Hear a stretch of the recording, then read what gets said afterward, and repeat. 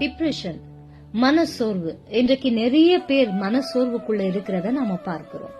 வேதத்துல சங்கீதம் 34வது அதிகாரம் 18வது வசனம் சொல்லுகிறது, நொறுங்குண்ட இருதயம் உள்ளவர்களுக்கு கர்த்தர் சமீபமாயிருந்து நறுங்குண்ட ஆவி உள்ளவர்களை ரட்சிக்கிறார்.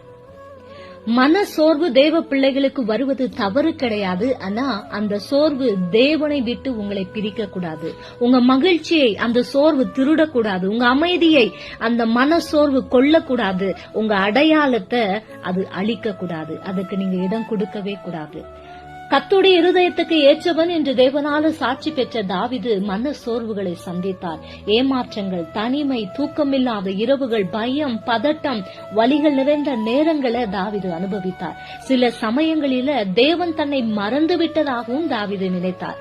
இப்படிப்பட்ட சமயங்களில் அவர் அநேக சங்கீதங்களையும் எழுதியிருக்கிறார். தாவீது ஒரு ராஜாவாகவும் தேவனுக்கு பிடித்த ஒரு மனிதனாகவும் இருந்தாலும் மனசோர்வு அவருக்கும் வந்தது.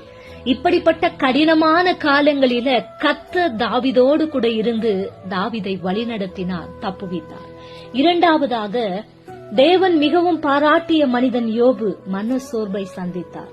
அவர் பிறந்த நாளை சபித்து தான் பிறந்தே இருக்கக்கூடாது என்று நினைத்தார். யோபு போராடி கொண்டிருந்த போது கர்த்தர் யோபுவின் அருகே வந்து அவருக்கு பதில் கொடுத்து சீர்படுத்தினார். மூன்றாவதாக, தேவனால் வல்லமையாய் பயன்படுத்தப்பட்ட எலியா மிகப்பெரிய ஒரு வெற்றிக்கு பிறகு மன சோர்வுக்குள்ளாக்கப்பட்டார். போதும் கர்த்தாவே, என் ஜீவனை எடுத்துக்கொள்ளும் என்று அவர் சொன்னார். நாம் எவ்வளவு வலிமையானவர்களாகவும் பலமுள்ளவர்களாக இருந்தாலும் மனிதனுக்கு மன சோர்வு வரும். கர்த்தர் ஒரு மென்மையான குரலில எலியாவோடு கூட பேசினார். ஆறுதலையும் பலத்தையும் வழங்கினார். உணவு கொடுத்து பலப்படுத்தி மறுபடியும் ஊழியத்துல ஓட வைத்தார். கோடிக்கணக்கான மக்களுக்கு வழிகாட்டியாக ஆதாரமாக இருக்கிற பைபிள் மனிதர்களின் மன சோர்வுகளையும் தோல்விகளையும் மனித உணர்ச்சிகளையும் மறைக்காம வெளிப்படையாக சொல்வதில் வெட்கப்படவே இல்லை. நம்முடைய வாழ்க்கையில சவாலான காலங்களில நம்மை தைரியப்படுத்தி நம்மை எழுச்சியூட்டும் சம்பவங்களை, வசனங்களை தேவன் வேதத்துல ஏராளமாய் பதிவு செய்து வைத்திருக்கிறார். அவை வெறும் வரலாற்று பதிவுகள் மட்டும் கிடையாது. நம்முடைய வாழ்க்கைக்கு கலங்கரை விளக்காக இருக்கிறது.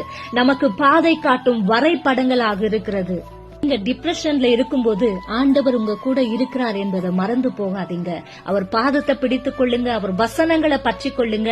நிச்சயமாய் கர்த்தர் நீங்க சந்திக்கிற எல்லா விதமான சோர்வுகளிலிருந்து உங்களுக்கு விடுதலை தருவார். ஆமென்.